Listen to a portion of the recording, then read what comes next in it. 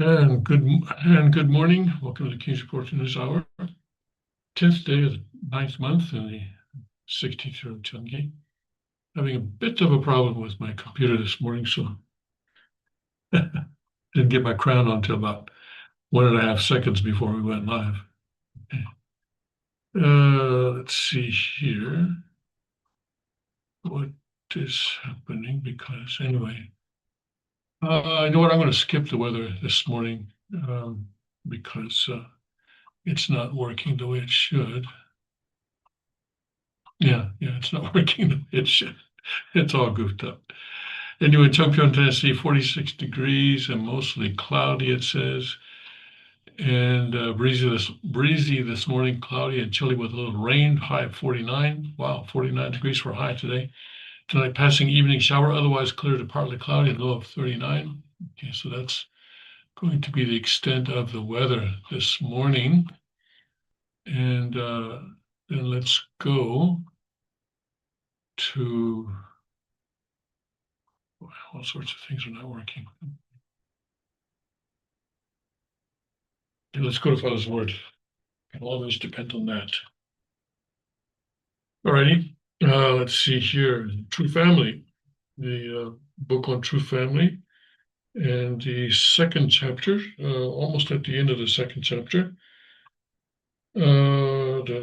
몰라서 그렇지. 전부 다 화합하는 서로를 사랑하는 입장에서 웃는 그 할아버지 할머니 웃음이 있으므로 말미암아 모든 것이 환원한다는 것입니다.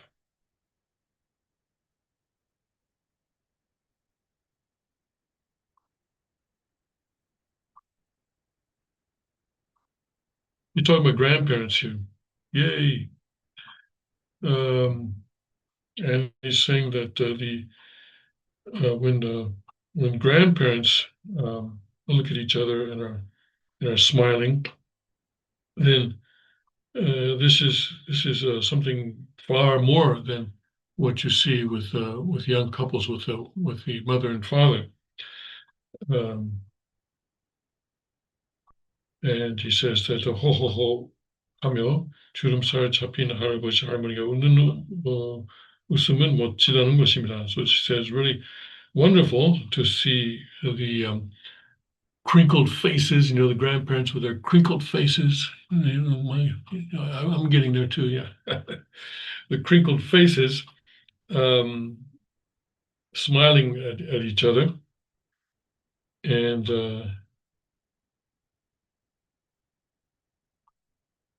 that makes it makes it easier for everyone then to harmonize with each other. So talking about the position of the grandparents in the family, right? So I think I am connected, right? Yes, I am connected, but I think for some reason it's maybe the problem with the VPN. Anyway, we'll see what's going on here. It may be that for some reason they're not allowing VPNs right now in Korea. That's quite possible. Anyway, we'll see. Okay.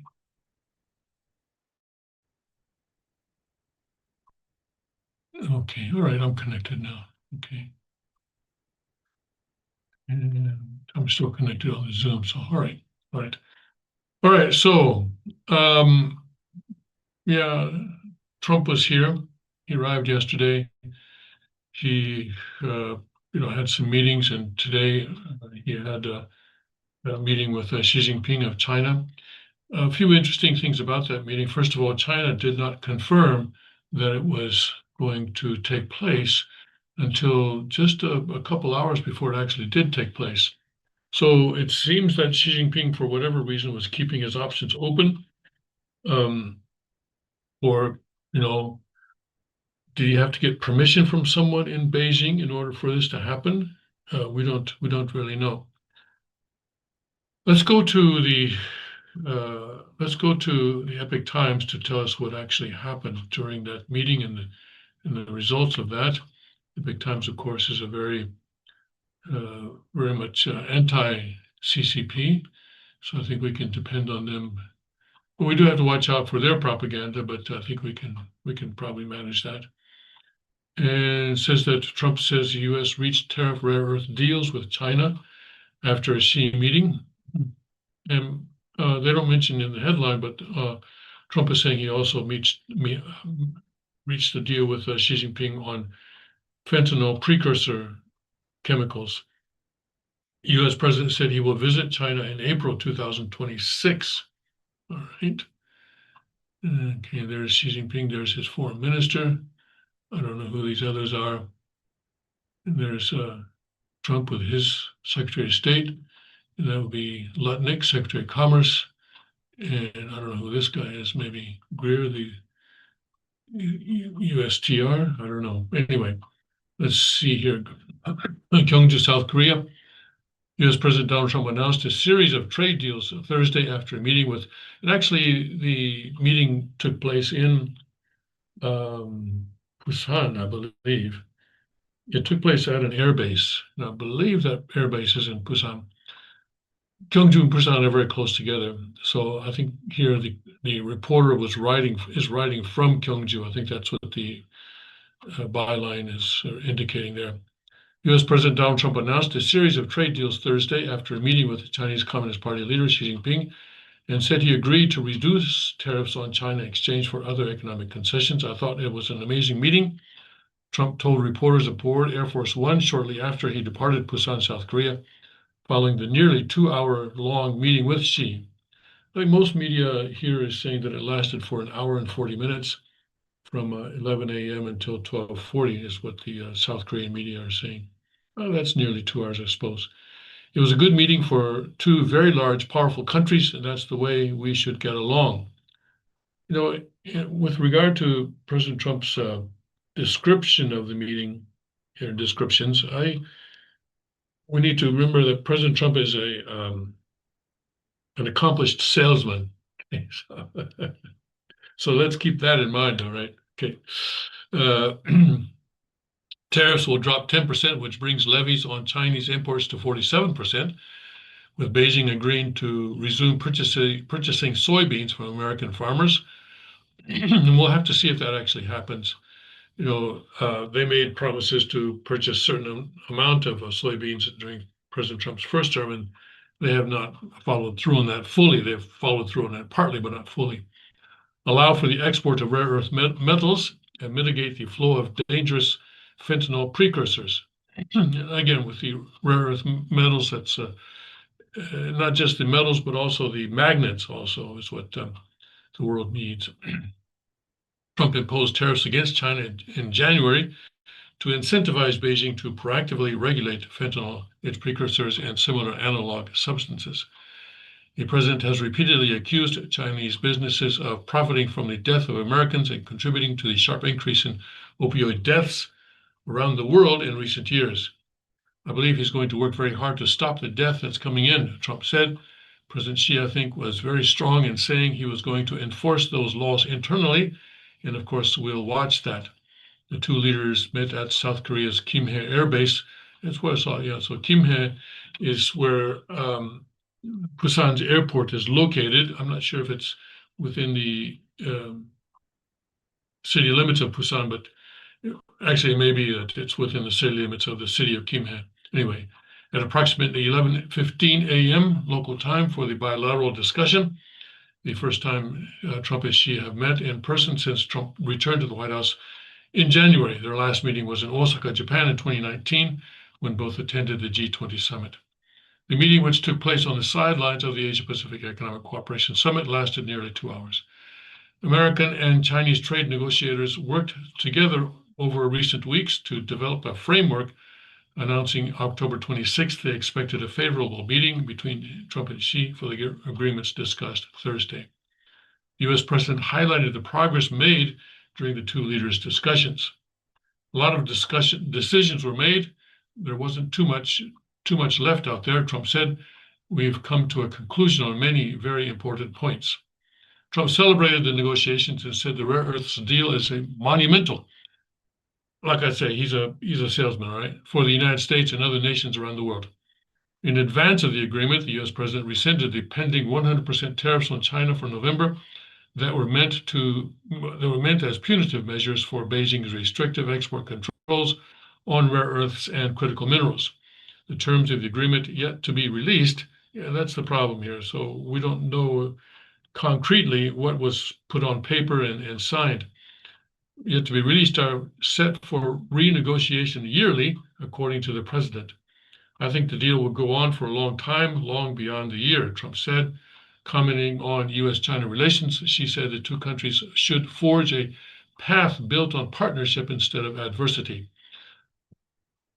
But remembering that China or the Communist Party anywhere does not have partnerships.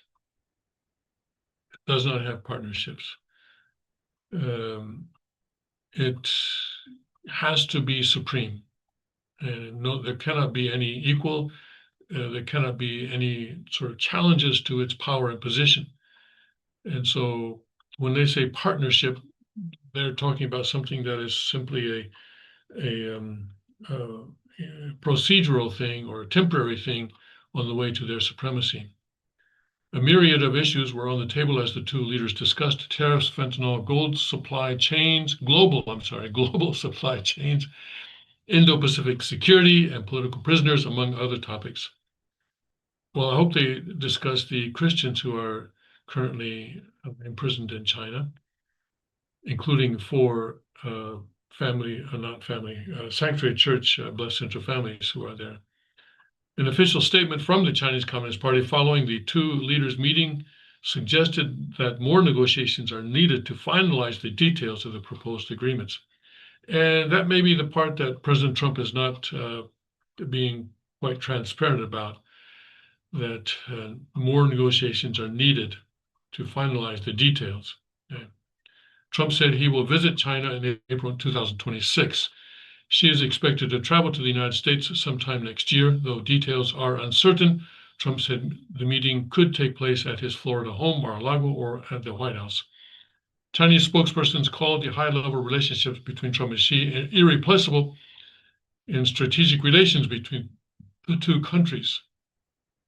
That may be Xi's people saying, hey, don't try to replace Xi because he is irreplaceable, right? He's the one who's able to deal with Trump. That may be kind of a card that Xi Jinping will use in trying to keep his position. That'd be interesting, right? Trump raised a long list of issues with Xi, noting after the talks that he expects cooperation and concessions from Beijing on several of them. The United States and China had imposed tit-for-tat tariffs reaching triple digits on each other back in April amid escalating tensions. Numerous pauses and readjustments from both sides subsequently opened the door for the recent negotiations. Beijing is expected to hold off on its latest rare earth export controls for about a year as it reviews the rule, while Trump is accelerating diversification of the U.S. supply chain. That's right. President Trump has already signed a deal with Japan, and I was encouraging him, I suppose, in my own way, to work with North Korea on this. And when when Trump arrived, of course, he was greeted with a 21-gun salute from the South Koreans, but also with a 5-missile salute from North Korea. I don't know if that's how they intended it. That may not be how they intended it, but it was effectively a 5-missile salute. North Korea shot off 5 missiles into the ocean. They called it a test or something like that. But I don't know why 5. Is that an important number? Is that the number they had lying around? I don't know. Interesting. But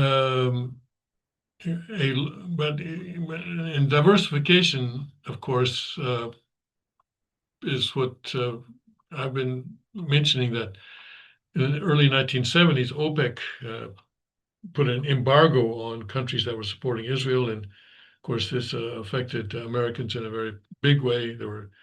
I'm sure those of you who are old enough to remember will certainly, know what was happening then. People were running out of gas, and gas stations were running out of gas, and there were long lines of cars at gas stations, and it was a mess for a while until the U.S. was able to diversify its supply, including its own supply. And today, the United States produces more oil than any other country in the world.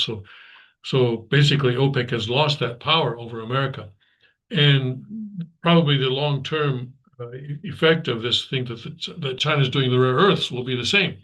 That China will lose its power over the United States and the world with respect to rare earths. A long-stated priority, the U.S. president also signed rare earth agreements with Thailand, Japan, and Malaysia in the past few days as part of his Asia tour. See, that's what's going on right now. And, I think he ought to also sign one with North Korea, but maybe that's a little bit too early right now. Also high on the list of those standing to gain from the trade deals are American farmers, whom Trump previously said Beijing had been trying to use as leverage. China is the largest buyer of U.S. soybeans, purchasing more than every other buyer combined.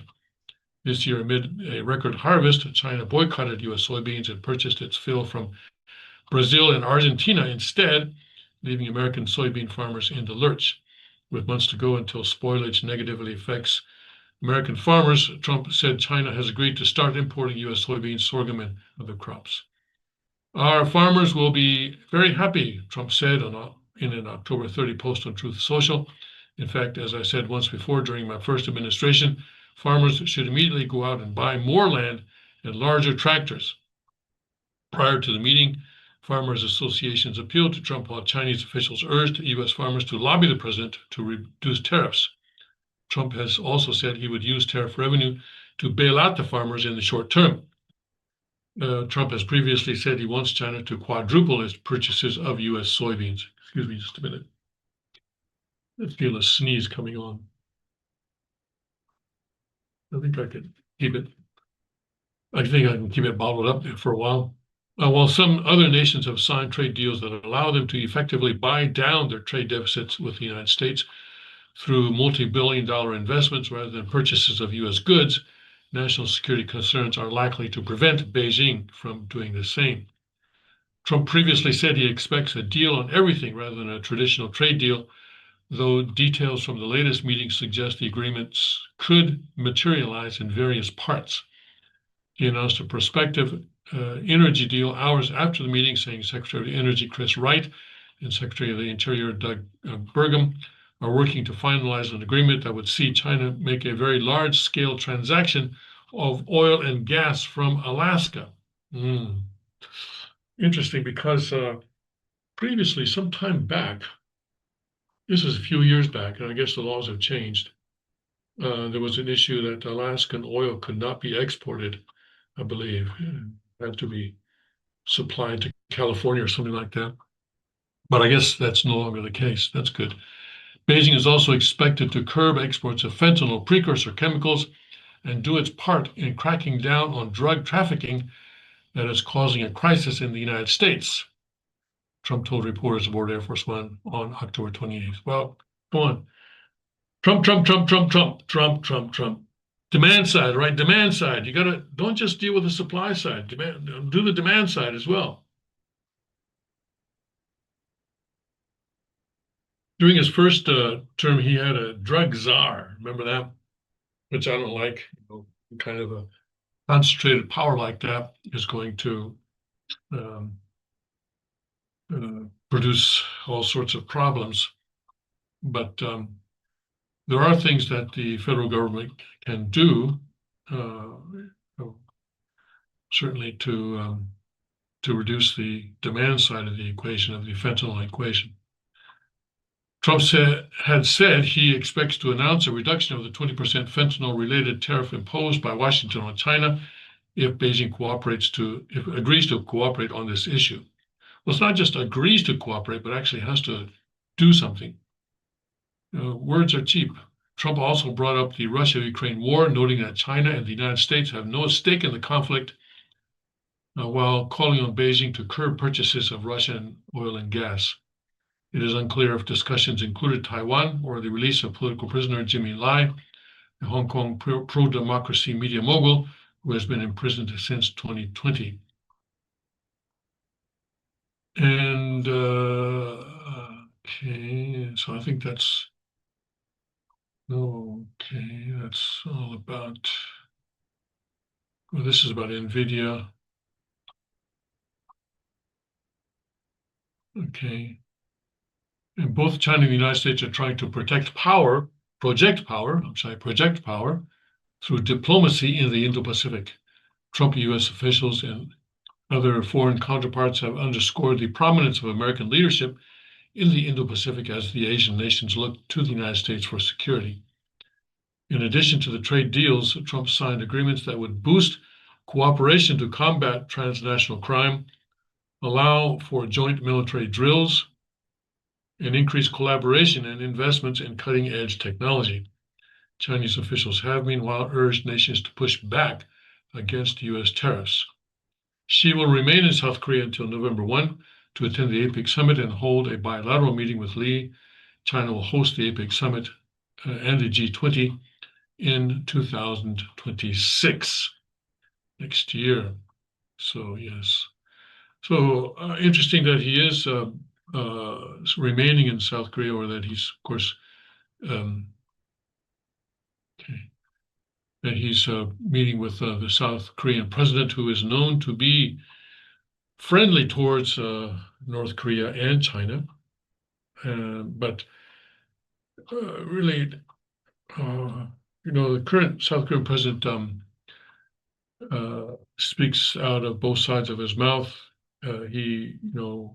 While President Trump was here, he presented him with the highest civilian award, and also with the crown, sort of replica crown of the Shilla kings, who were the capital of the Shilla was Gyeongju, so that was the symbolic meaning.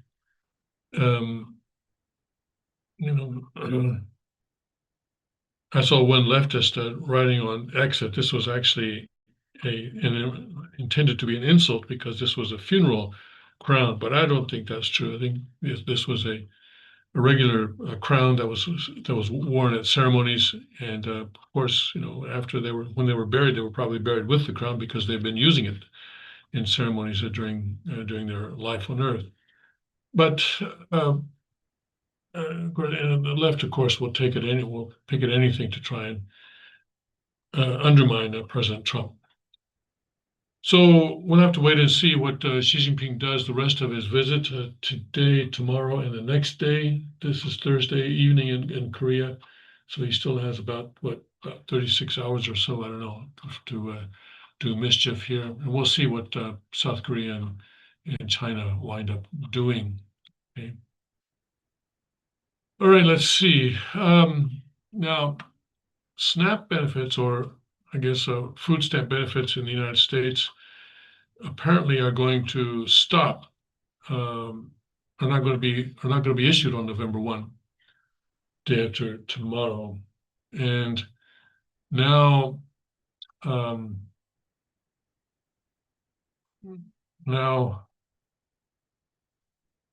the left is going to be using that to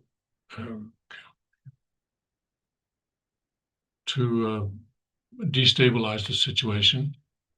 Let's go to let's go to Canada again.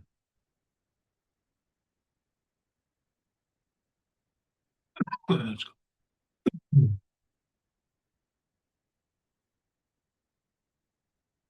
Let me just adjust my VPN to Canada, and then refresh the page. Boom. Okay. Okay. Yes. All right. So food stamp terrorism. I don't know why Breitbart doesn't like VPNs. I don't know. It seems strange. Anyway, food terrorism. SNAP beneficiaries steal groceries, threaten riots as benefits lapse. And yeah, I think if you're living in kind of a middle or large city, you may want to stock up on food and groceries during today and tomorrow, because things may get pretty intense this weekend. We've seen food riots in countries that are less economically developed in the United States, but this weekend could be something new. unless Congress acts before then. Um, and they may, but I think it probably good to be prepared for some pretty intense stuff coming down this weekend. On Wednesday's Alex Marlowe show, host of Breitbart editor-in-chief discussed food stamp benefits and some of the online reactions. Let's see if there's anything else I want to. Breitbart's not really telling us very much about that. Food stamp riots. Let's see here.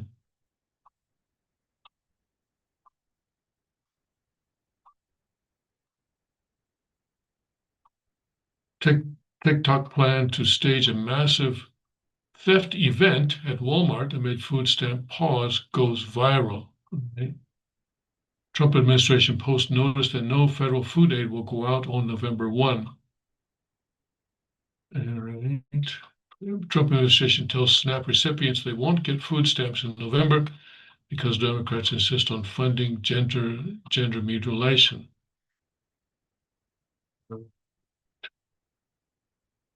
Workers threatened with hunger as Trump's class war showdown continues.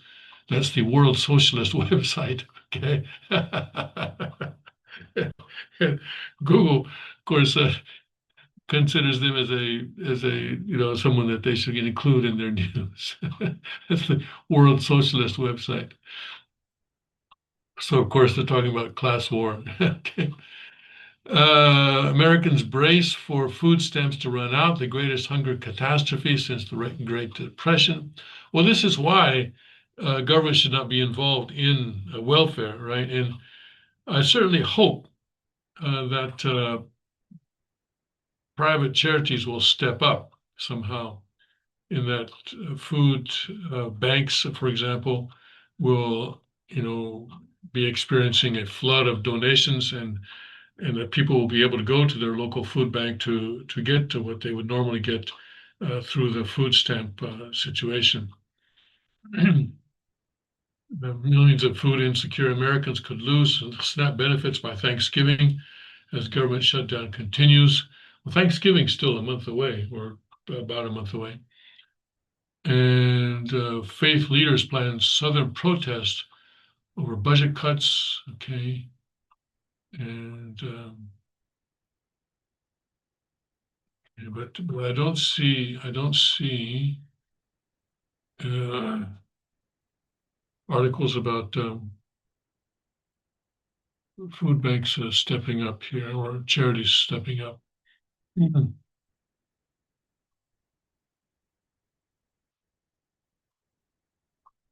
Okay, this is all Canada. Oh, I see. That's because I'm in Canada. All right. Okay, that's inconvenient, isn't it? This is why. Okay, let's go back to New York.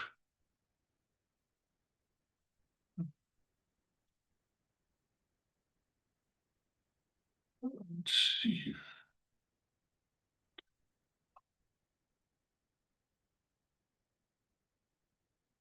Let's go.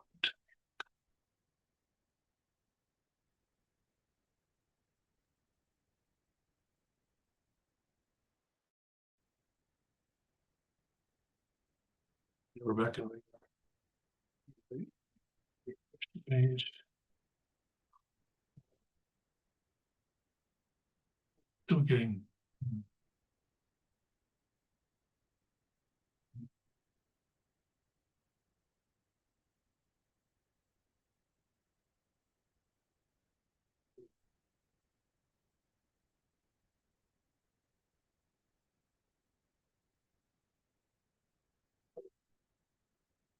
Okay, we're stuck in Canada. See, we're stuck in Canada, even though we're back in New York.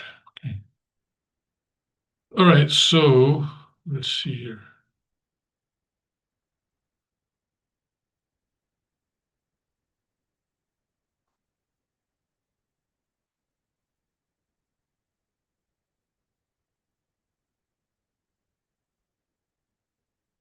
All right. All right. So I would like to hope that private organizations will step up. Perhaps they will. Otherwise, yeah, there could be some pretty intense things going on this weekend. Let's see. Meanwhile,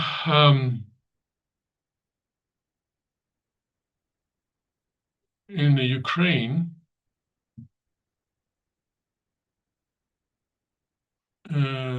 things are going on there as well, and of course, uh,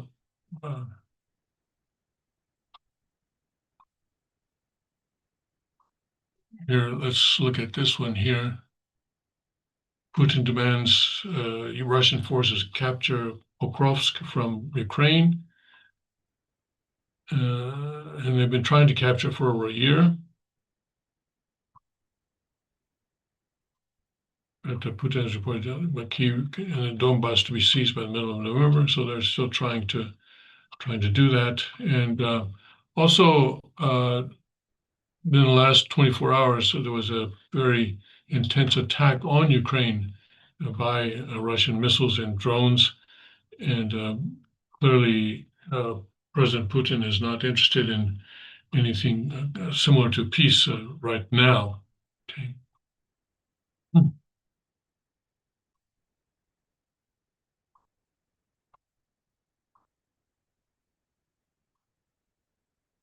Okay, and let's see here. Because I sort of had trouble with my internet, I was not able to prepare as much as I usually do for today's broadcast. But anyway, let's see what's going on here with uh, Newsmax. Yeah, go to Newsmax.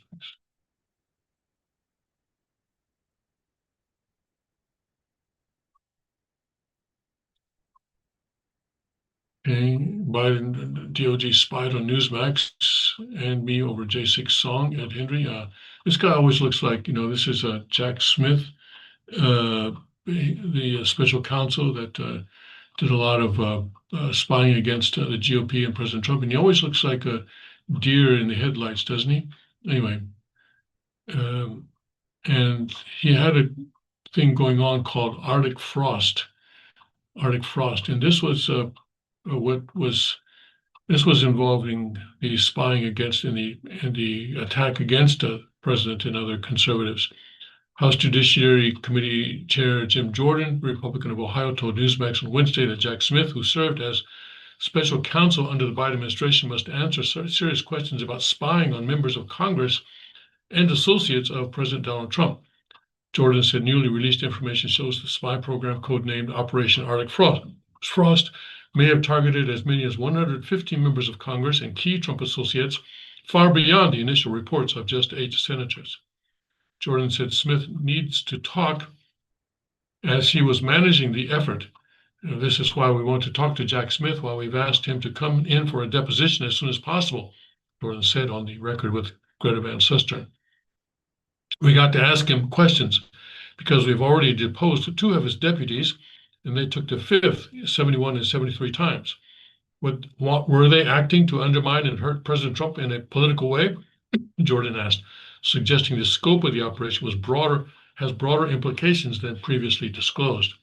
Key people in the Trump administration, key people that they went after, getting communications, phone records, bank records, all kinds of things they were going after, he said. He accused Smith of holding the information. This is how expansive Arctic Frost started out and how it expanded even more when Jack Smith was named special counsel and he took over the investigation.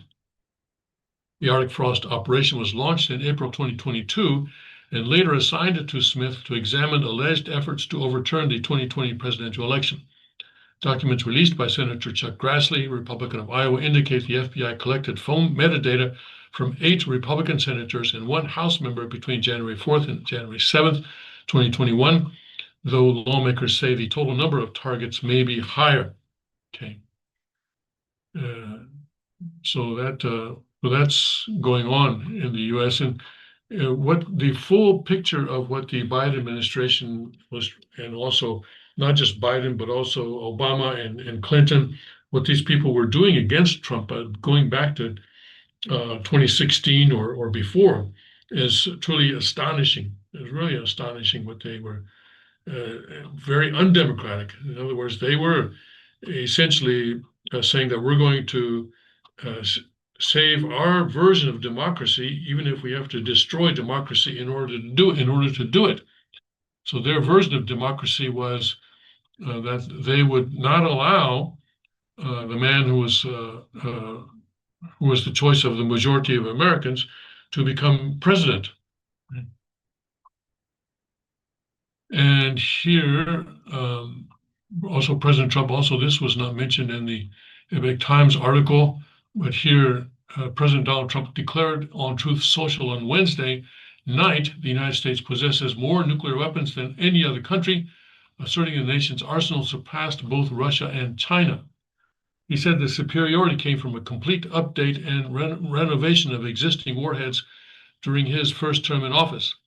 In his post, Trump said he hated undertaking the modernization effort because the tremendous destructive power, but insisted he had no choice.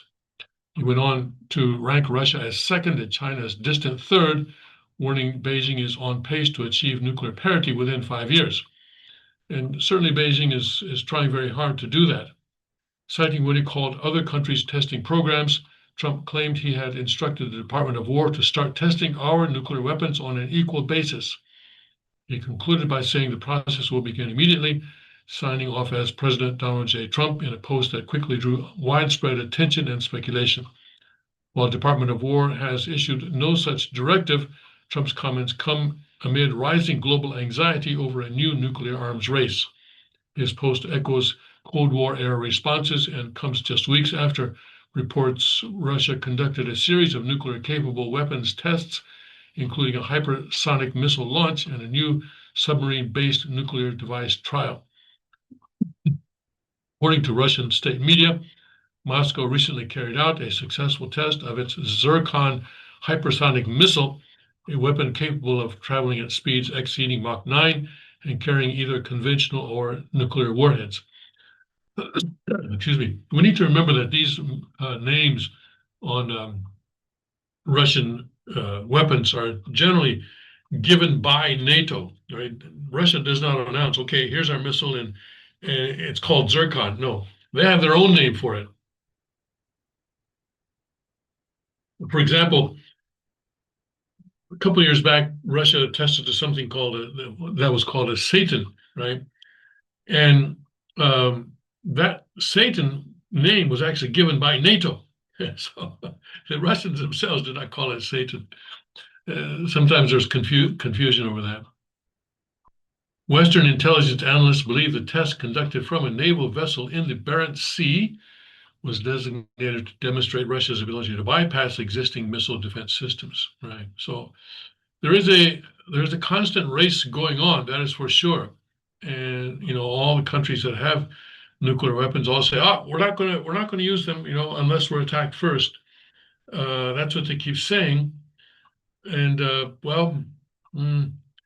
now we're more than 80 years since the last time that a nuclear weapon was used in a combat situation.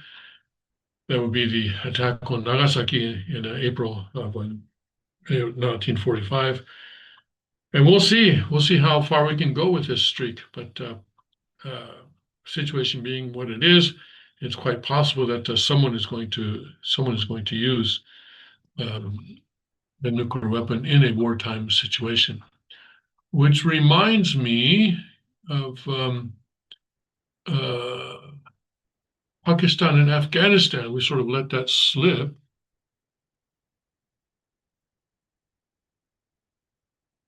But Pakistan, of course, is a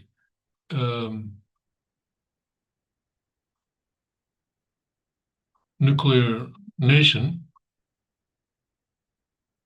And here now, the peace talks between the two sides have hit a wall, and Pakistan is now saying they're going to obliterate Taliban.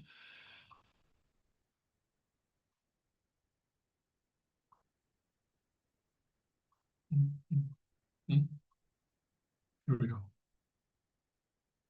They're going, oh, I'm sorry.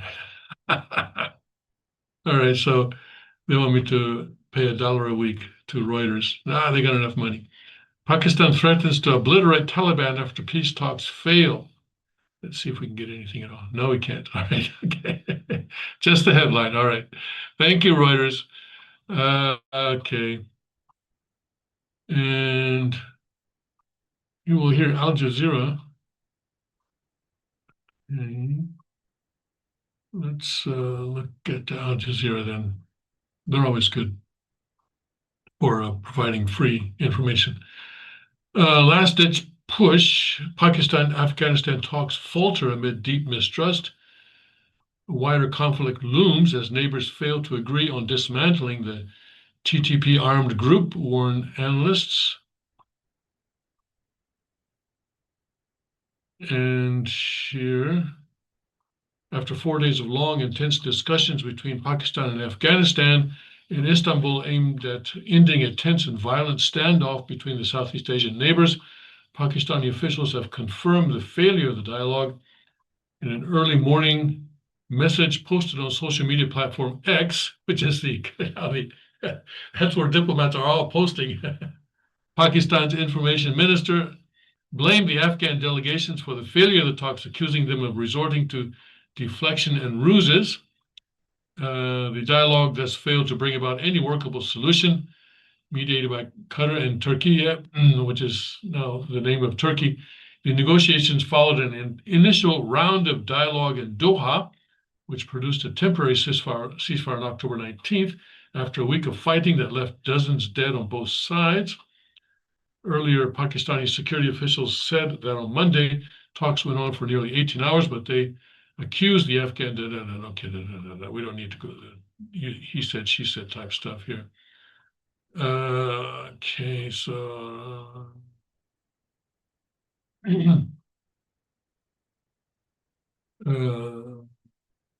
okay, so Trump, who has repeatedly sought credit for resolving global conflicts, also weighed in and said he would solve the Afghanistan-Pakistan crisis very quickly, while speaking to reporters on the sidelines of the ASEAN summit in Malaysia earlier in the week. Yet any long-term settlement appears difficult due to the two nations' profound mutual distrust and conflicting priorities. And historical grievances and Pakistan's past interventions in Afghanistan make concessions politically risky for the Afghan Taliban. Okay. All right. And then, okay, is that it? Okay.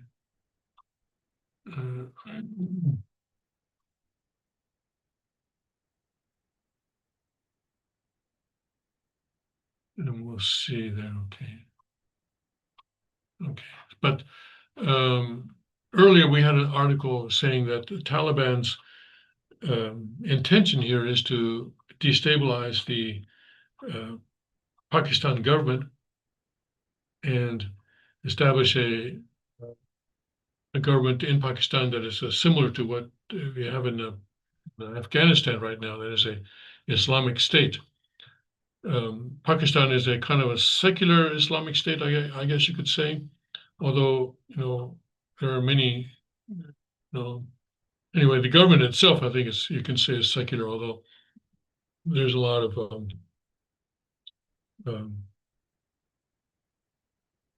kind of extremist Islamist within Pakistan, operating within Pakistan. But we'll see. We'll see how this develops. But especially, I think from the world's point of view, global point of view, we want to know what's going to happen to Pakistan's nuclear weapons.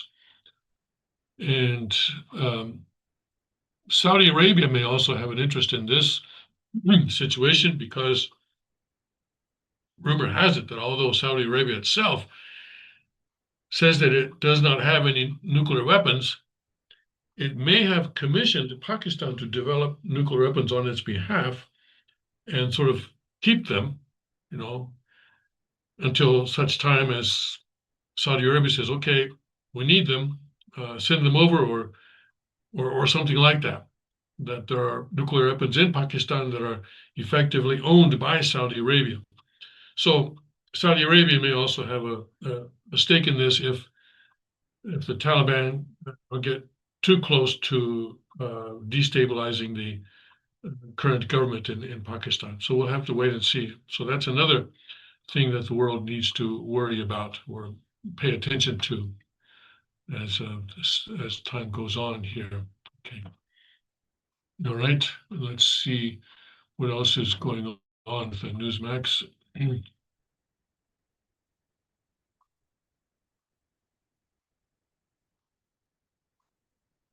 Okay, China to begin purchasing American energy, and we saw that already in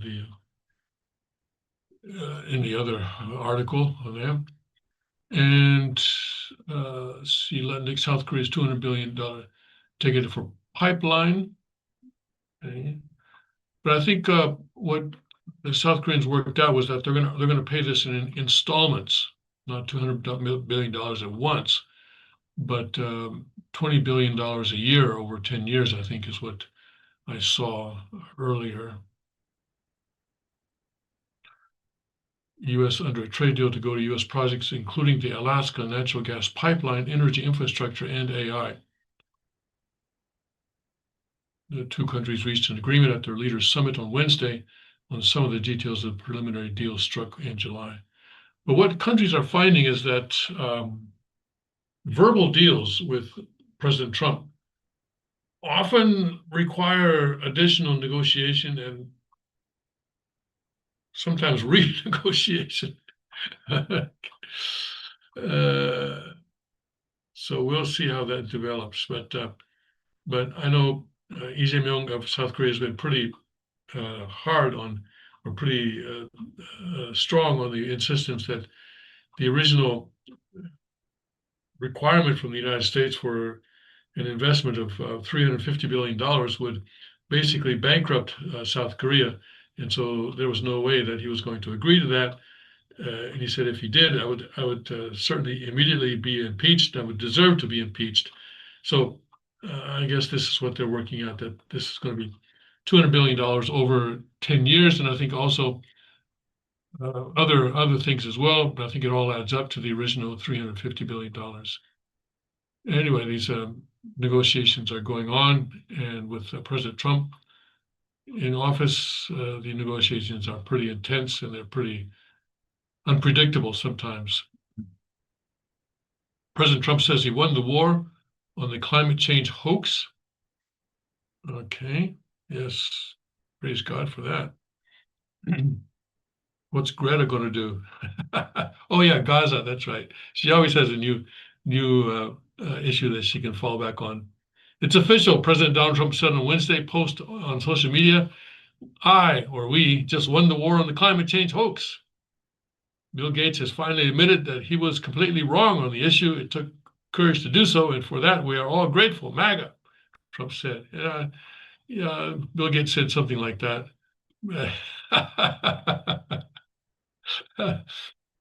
uh, so Newsmax reported Monday that the Microsoft co-founder acknowledged there is no, quote, doomsday, unquote, risk from climate change.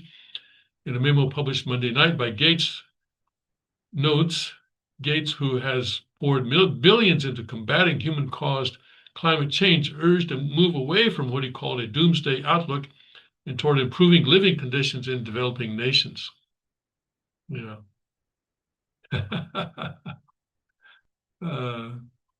What is Greta going to do?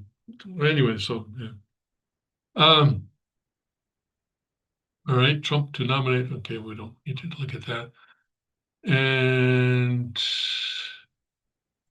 Ben and Jerry's making a Palestine-themed flavor.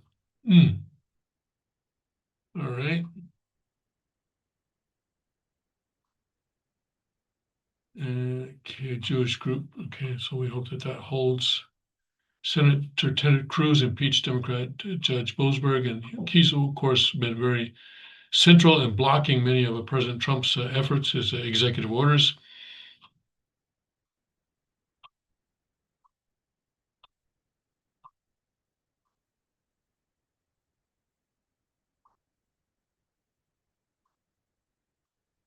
President Trump saying that the SNAP is significant in, well, I'm sorry, fraud is significant in the SNAP, or that's the food stamp program.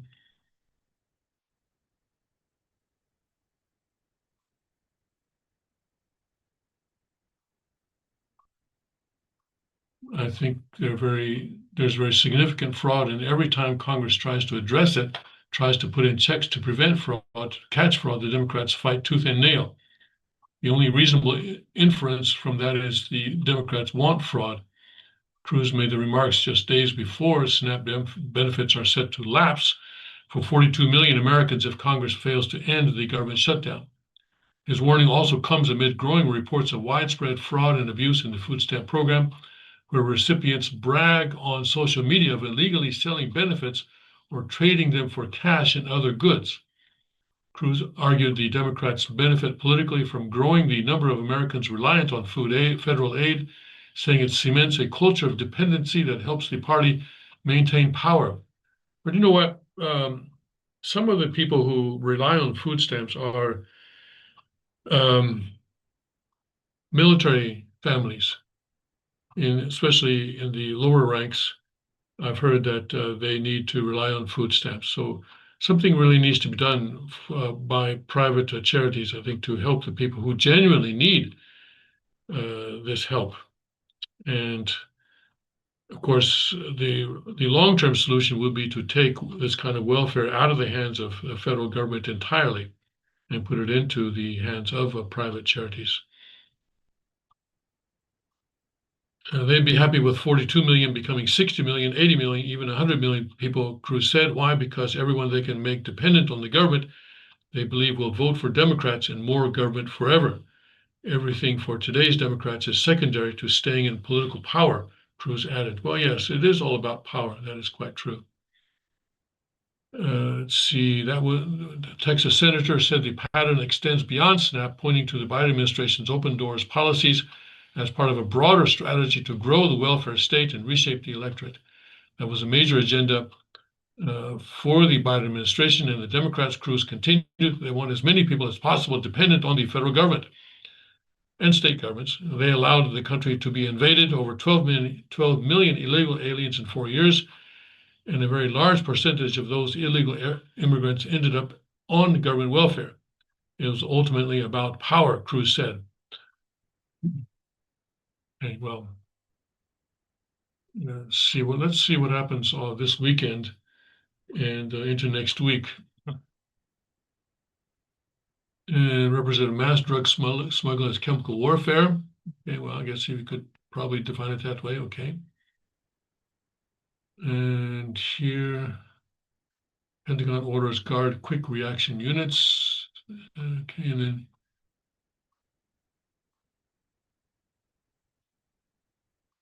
then Trump Xi talks produced enormous respect. Mm-hmm.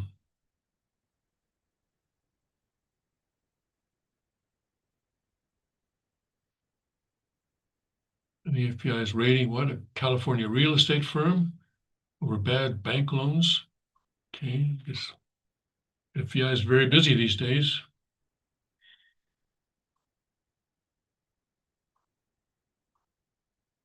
And more arrests in France over that jewel heist from the museum.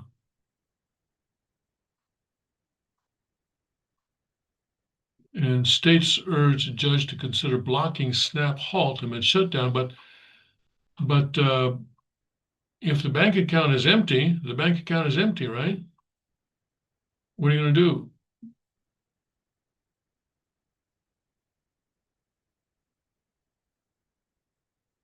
The state sued on Tuesday. They are asking Talwani, an appointee of Obama, to issue a temporary restraining order that would allow them to continue to administer SNAP benefits in November. These benefits are available to Americans whose income is less than 130% of the federal poverty line, or $1,632 a month for a one-person household, or $2,215 a month for a two-person household in many areas. States are responsible for the day-to-day administration of the benefits, which are paid out monthly. Democrats and Republicans in Congress have traded blame.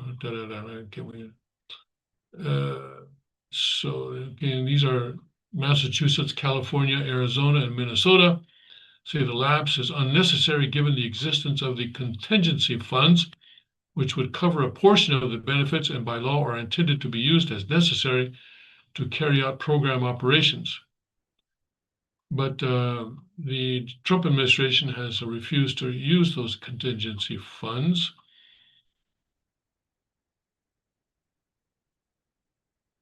The states are not asking for a nationwide block on the administration's actions, but instead are seeking a ruling that only applies to the states that sued. Okay. All right. We'll see how that plays out.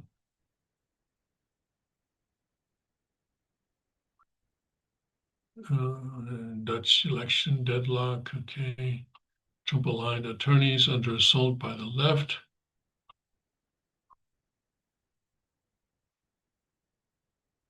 Speaking of assault, I saw that some of the contractors involved in building that ballroom that President Trump has ordered are sort of not letting people know who they are. Again, in this sort of divided atmosphere that we have right now, they're afraid of attacks from the left. And that's also this kind of political violence. How much of it is being fomented by the right, by the conservatives? I don't see any of it being fomented by conservatives. Do you?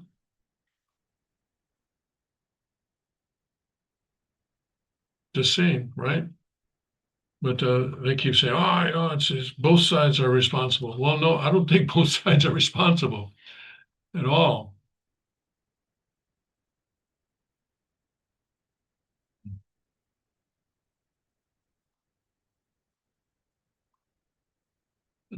Okay, let's see what's new here. Uh, there's a hurricane that's hitting Bermuda, I don't know, in the Atlantic, so forth. And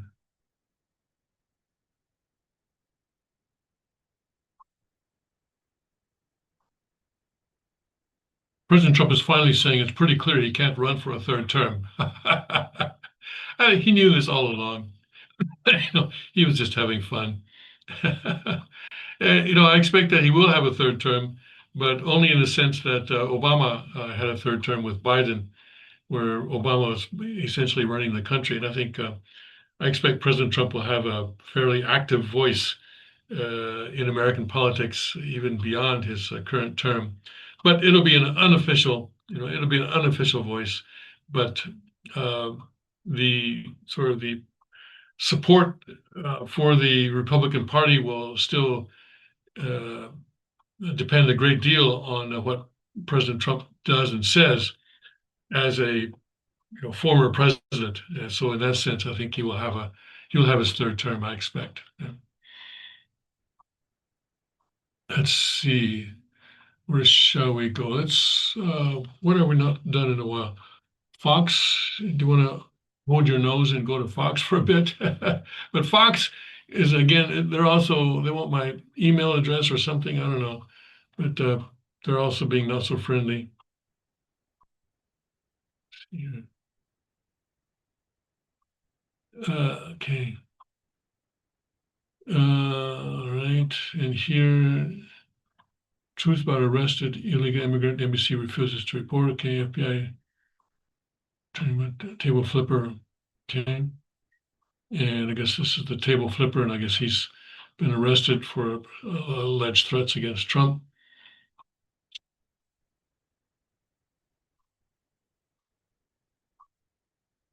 All right.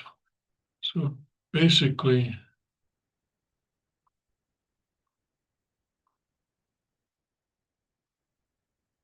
same stuff that's being reported elsewhere.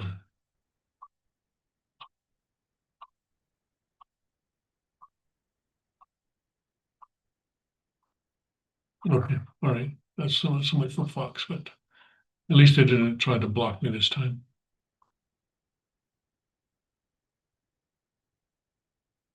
DHS warns of unprecedented violence as death threats against ICE officers soar 8,000%. Yeah, it's a problem.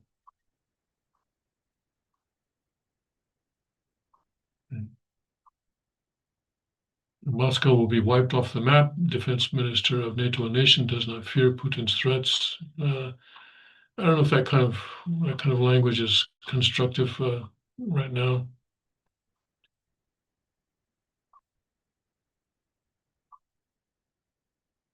And this guy talking about the triple threat from China that could shake the dollar. But well, I'm out of time. But a few days ago, I saw an article in one of the state-owned newspapers of China that 3.7% of global trade is being conducted in yuan. 3.7. I think they have a long way to go. Anyway, they have a long, long way to go. All right. I think the dollar is still going to be around for a while, although the threat to the dollar is not from the BRICS or China or anybody else. It's actually from the Federal Reserve, the Federal Open Market Committee. They're the ones that are, and also the U.S. Treasury Department. They're the ones that continue to debase the value of the dollar, continue to debase its value. All right, gotta go. See you tomorrow. God bless, Godspeed. May His kingdom come quickly.